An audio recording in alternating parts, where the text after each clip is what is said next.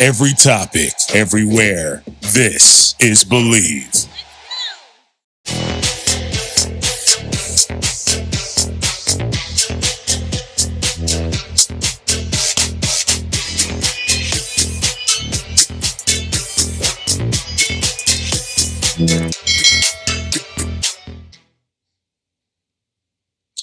Hello and welcome to Hoosier Football Tailgate here on the Believe Network, a Sunday version, as we've had time to digest this new hire of Coach Curt Cegnetti, the head football coach from James Madison, and some interesting news out of that today that I saw.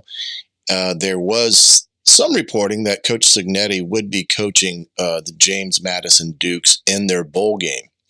However, it appears now that that is not going to be the case, as they've named an interim coach. The offensive line coach, Warboleski, will lead the Dukes in their bowl game against Air Force on December the 23rd down in Texas. So it appears that Coach Cegnetti's time at James Madison is over, and he will devote his full attention to the Indiana Hoosiers and the things that are in front of him going forward with this new hire and all the things that has to be done as an established head football coach. Want to thank our sponsors here at Hoosier Football Tailgate. Special thanks to Bet Online. Bet Online is the number one sports wagering website and has all your things that you need for sports wagering, from the NFL to NBA basketball, college basketball. Now that the college football playoffs are established, the odds for those games are all up, as well as the bowl games. So you can find everything you need there: stats, analysis, up-to-date news and stuff right there at Bet Online. Remember, Bet Online is where the game starts. And now that we've had a chance to do some of this, thought process on this hire, everyone is in their own way has had their ability to chime in on the hiring of Curt Cegnetti.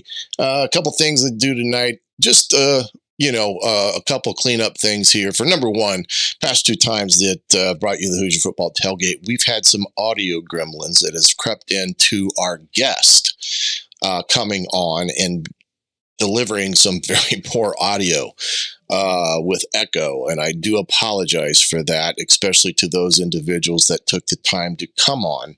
Hopefully we can do that once again at a time that these gremlins will be out of my audio and we can get clear audio of their opinions and thoughts. So my apologies for that, as well as looking at this hire, also talking about some recruiting that is occurring at the present time.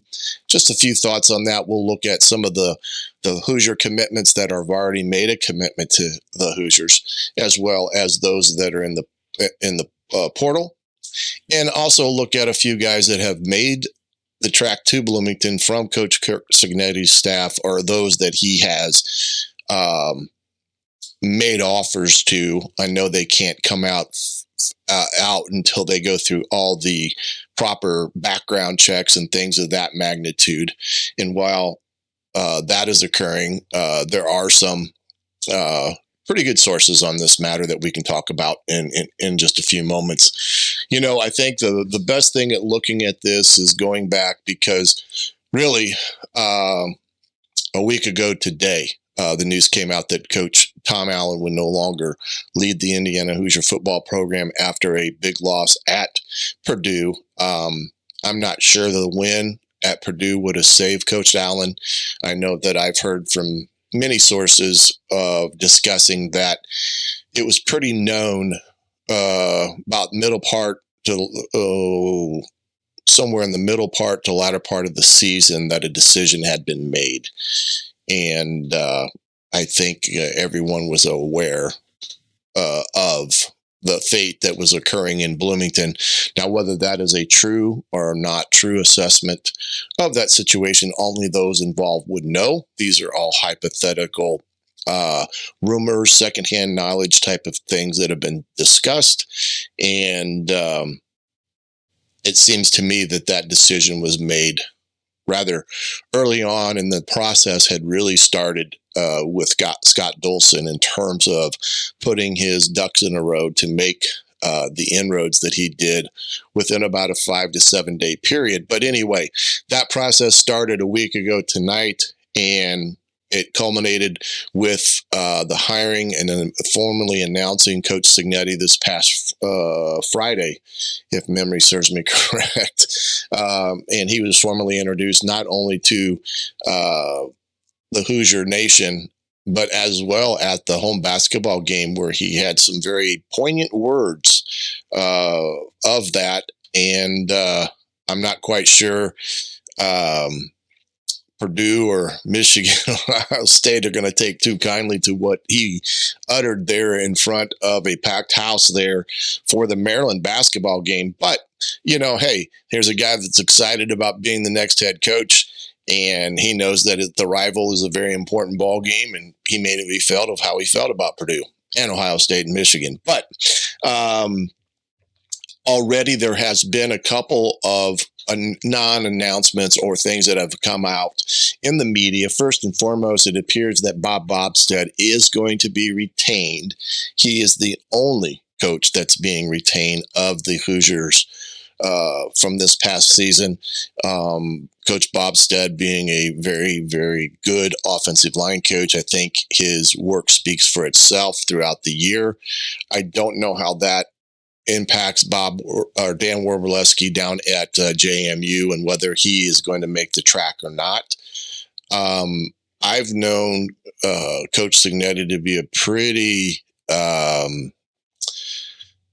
faithful guy to his staff, and I think that's evident in what he's bringing to town, and wanted to talk a little bit about that tonight. Thus far there's been about I think around 4 guys that have been formally kind of leaked out in the press of who's coming to the with him to Bloomington. Now, one thing is 2 of those have actual connections to IU in previous stops, that being the defensive coordinator, linebacker coach Bryant Haynes, who played at Ball State, was a top linebacker in the Mid-America Conference, worked under Kevin Wilson as a grad assistant for, I believe, 1 year. And then the other one is Pat Kuntz, a defensive line coach who is a Roncalli grad and played at Notre Dame. He's also was a grad assistant, I believe, under Tom Allen. So those 2 individuals have a basic understanding of where Indiana has been in the past, and kind of has the lay of the land. And Coach Cignetti bringing those 2 individuals would be a very big help to him as he navigates the landscape here in Indiana over the next week to 10 days. The other gentleman that he's bringing along with him is offensive coordinator, wide receiver coach Mike Shanahan. I do not believe he has any relation to the Shanahan coaching family, but I may be mistaken on that. But just at first glance, I didn't see any. And then Tino Sunseri, who played at Alabama, is going to come as the quarterback coach as well. But, I think you can look for a very up-tempo type of offense from Coach Cignetti and what they've been at in his previous stops, running the football with imagination in terms of different formations, different motions, and things of that magnitude, and then a passing game that centers around the abilities of those that are in front of him in terms of the quarterbacks. Now, his quarterback, mistaken his name right now. He is in the portal from James Madison. Here's the quarterback. I believe he's got 1 year left, if I'm not mistaken. I do think that this quarterback has been at 2 other places. I'll look him up here in a second. But, you got Coach Shanahan here.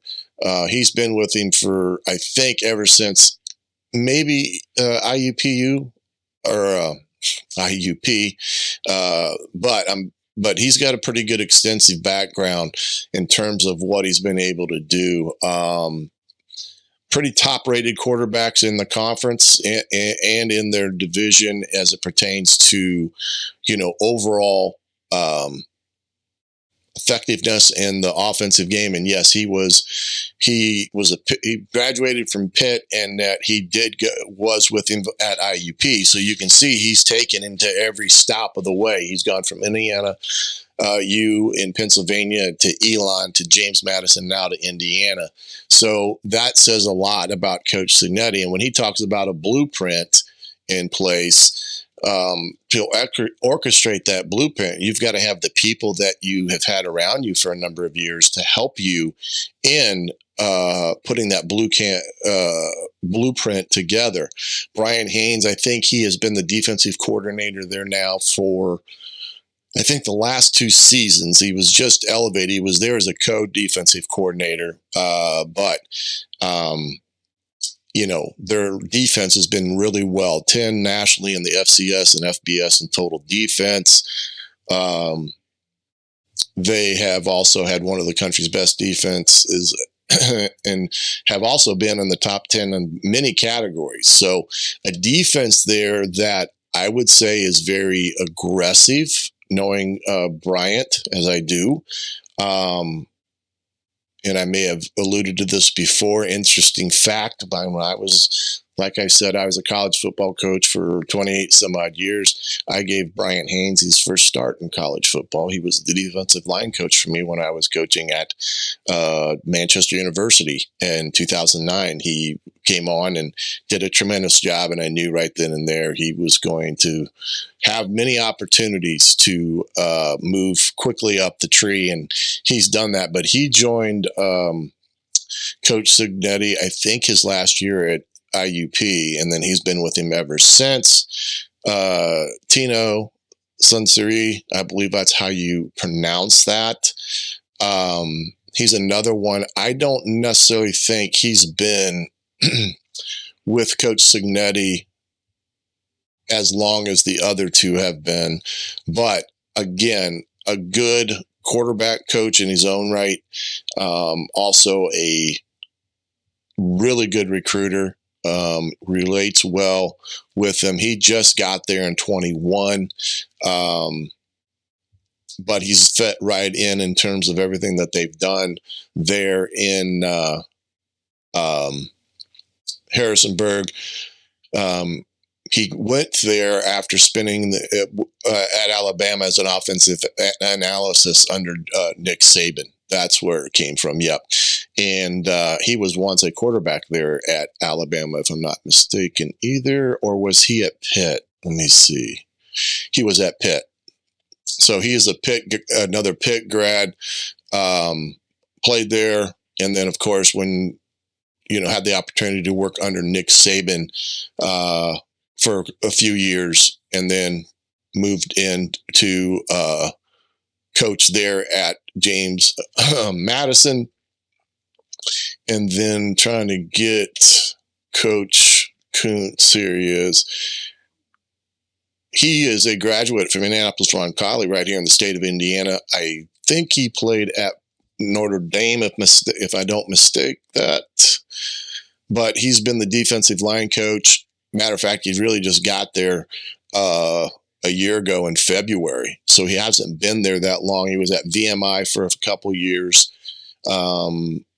And I think they had a little success when he was there. Was at Southern Illinois for a little bit. After he was a grad assistant at Indiana, played at Notre Dame through 05 through 08 as a defensive lineman. And he played a little bit in the NFL with the Colts as an undrafted free agent. So a really good background there, really solid young coaches. I think that's one thing that Coach Cignetti has done with his staffs is, hired a lot of different backgrounds, but he's got a lot of younger coaches that can do things out in the world of recruiting. But I do like the two hires at offense and defensive coordinator, because that's going to bring that blueprint he talked about of what they like to do. He's got the two best candidates in there at those positions, helping implement that blueprint because they know what he expects from them as well as what they try to preach and do as an offense defense. And you're going to see a young, innovative / enthusiastic group of coaches there in front of those kids week in, week out, which I think will be good. I know Bryant is a good, solid football coach, well versed in the fundamentals, on top of the fact that he's also a very smart tactician in terms of defensive play, and he is likable and relates well with the kids, and I think he'll do a tremendous job there at Indiana. And then as far as the offense goes, from what I've watched, it's been a couple of years. Got some video on them as I was studying some different offenses, and maybe I can break some of that down and give you a little bit of insight. But what you'll see is a lot of different formations, personnel groupings, nothing that you haven't already seen in terms of the spread offense and things of that magnitude. But it's a very imaginative offense. And what I mean by that, they're going to shift different personnel groupings and move wide receivers from a 2x2 to a 3x1 and so forth and so on. And they've always had the ability to run the football with some effectiveness there at James Madison. So those two hires on top of what Coach Cignetti brings to the Indiana Hoosiers signify that he is in command of what he knows what to do. And I appreciate him being loyal to those guys that got him to this point, because so many times you see these guys jump from a place like James Madison and head to a Power 5 school. And next thing you know, those guys there weren't quite good enough to bring them along in the same capacities or in any capacity. And those guys get left out in the rain after going 11-1, and they're out of the job because the head coach left and went somewhere else. I mean, you're kind of seeing that with Elko, who left Duke and is going to Texas A&M, and he's going to interview multiple people while their OC and DC are back in Duke, not assured where they're going to be in a year or what's going to put foot on the table. So I can appreciate Coach Cignetti rewarding his staff and bringing them along because of the blueprint he has is ultimately going to be integrated by those people. Now, I don't know if he's going to bring any more than that. Time will tell in that matter, but I think he's on the right track with those things of the year with that down there at JMU. And like I said, it appears now that he will devote his full time to Indiana based on some of the reporting that I saw today that JMU had made an interim decision. Coach Warblesky, who is the Damon Warblesky, is their offensive line coach, and he's also the associate head coach, was named the interim, which would have fully eliminate Cignetti from coaching in the bowl game December the 23rd against the Air Force. Part of the business, you can't be representing one school when you're employed by another. That to me can be a little bit touchy in terms of what you're doing there. Some quick stats for you on them this year from a let's see here. Total offensive points per game, they averaged 35, giving up about 19.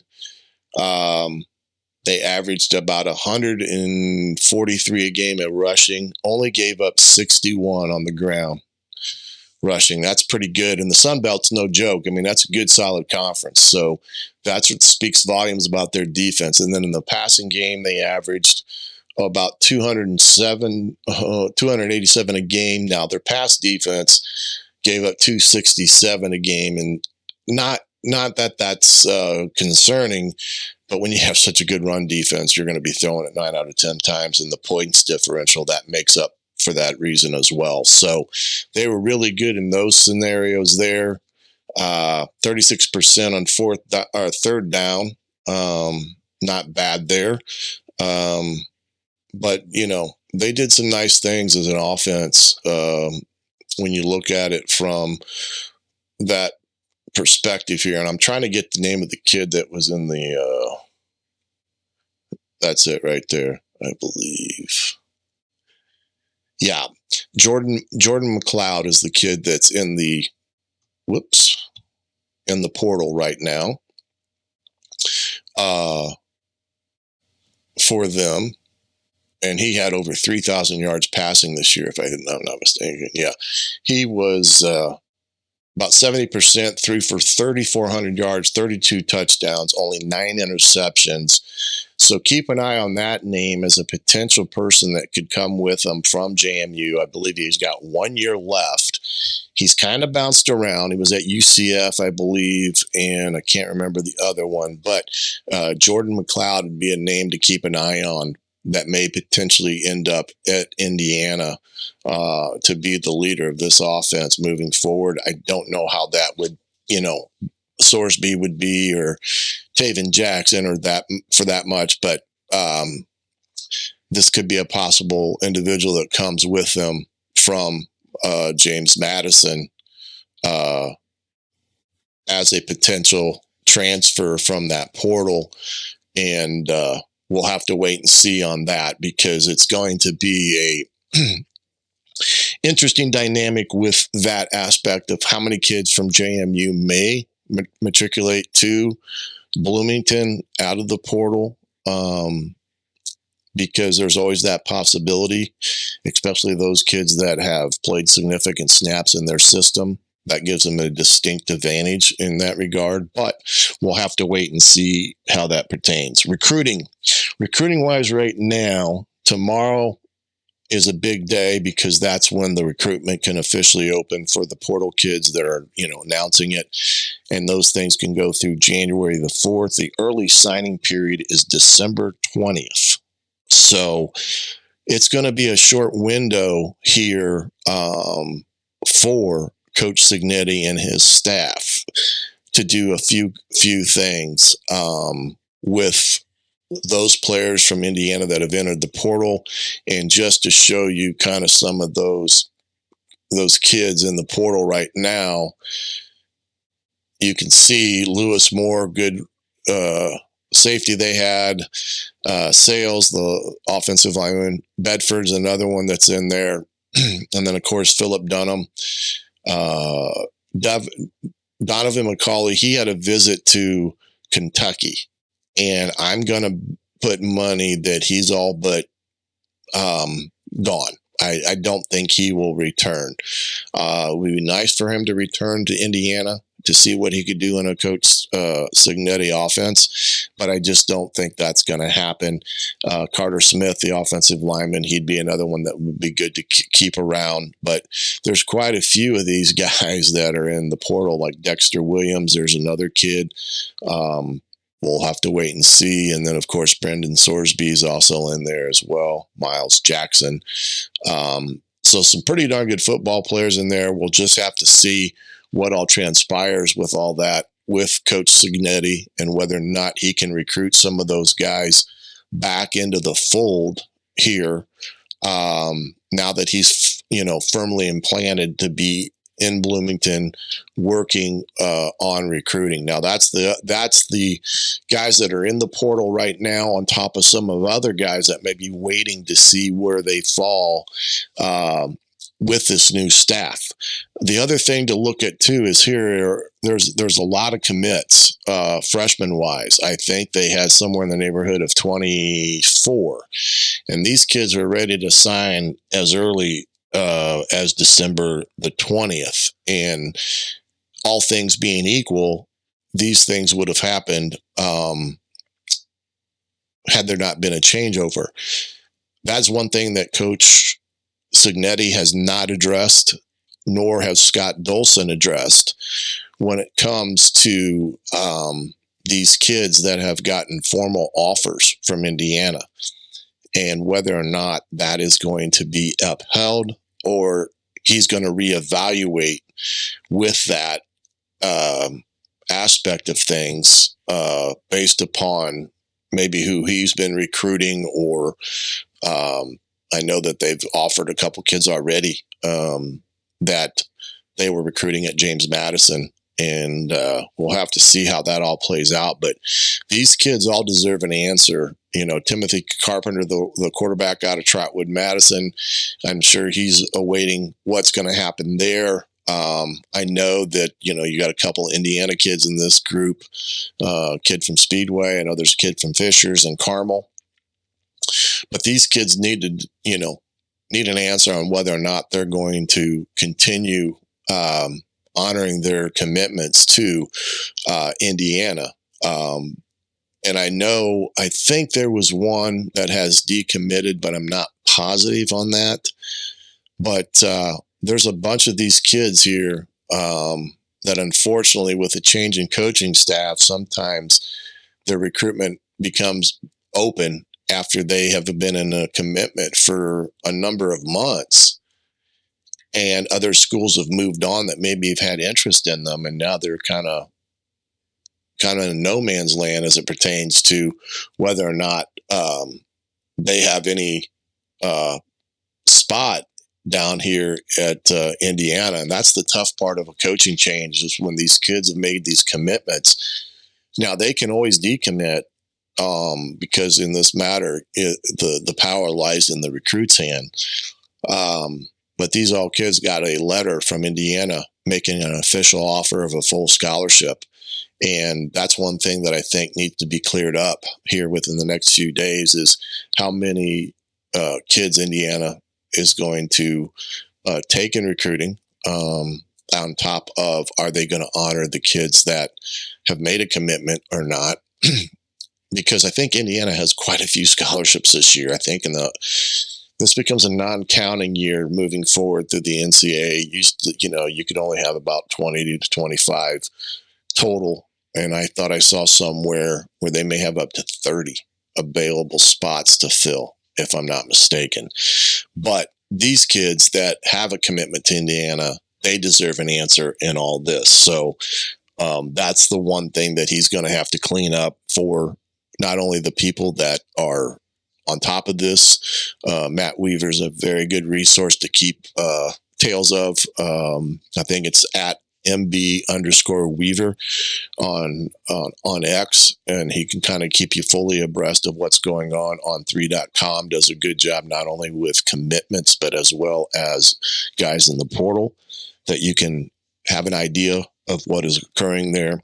And so you're going to have a lot that's going to happen in a 17-day window for Indiana on this early signing period. Now, one thing for those out there, that's just the first time a kid can make an official writing on the document that he's committed, is on the 20th. It ultimately goes all the way through the month of February, where the national signing date used to be. Now that we have these early signing periods, that February date becomes kind of obsolete, but kids can sign all the way up through, I think, February, if I'm not mistaken. And we'll have to see on what the plan for Coach Cegnetti is going forward. You've got those coaches that are going to be working for IU here in the future that will still be involved with JMU for the bowl game. And that, like I said, doesn't occur until the 23rd of December. So that is a little number of days for those guys to do preparation on top of trying to recruit kids and so forth and so on. So that'll be an interesting part of it. The NIL and the collective, I know Coach Cignetti gave a pretty basic response to a question about the NIL. There's no question that he's dealt with it before. I mean, a prominent school like James Madison, you'd be surprised on the collectives and things that they would have in place down there for him to utilize. He just made the comment, it's all about the math. And I'm not saying that's not uncharacteristic and true, but, on 3.com gives you an evaluation of where kids may evaluate out at. For instance, like Macaulay, he has an NIL evaluation of about $287,000. Now, a school in the SEC like Kentucky, that's nothing for them. But if you only got $3 million to work with, money only goes so far. So it's imperative that they continue to expand upon the collectives with a name, image, and likeness. I know Hoosier Connect and those have been doing their due diligence, and they've done a lot of different fundraisers, not only here in the past, but are continue to go on. And all I would say to that is this: don't stop from giving something because you don't feel like you have thousands or tens of $1,000s to give.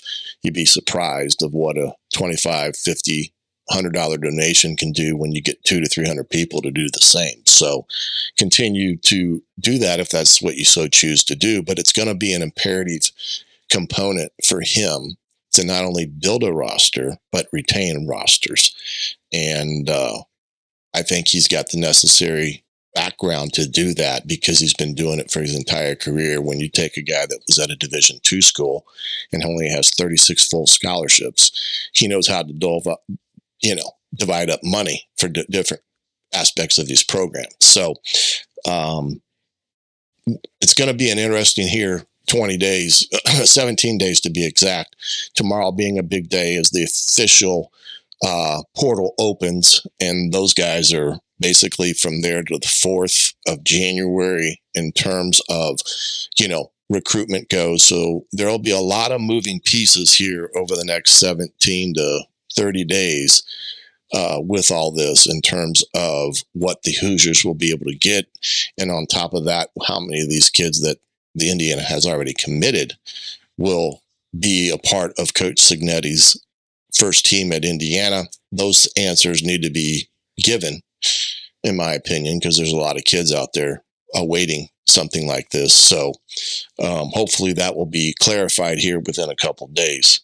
Again, want to thank Bet Online for their sponsorship of Hoosier Football Tailgate here on the Believe Network. Now that the season's over, try to get something to you about once a month or twice a month, depending on what may be in the news cycle as it pertains to the football program.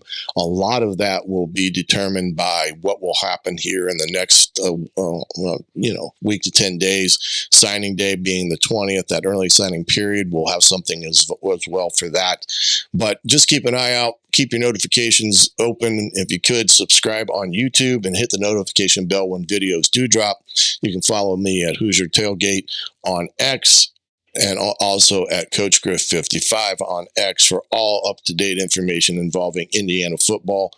But once again, I thank you for joining me here this evening.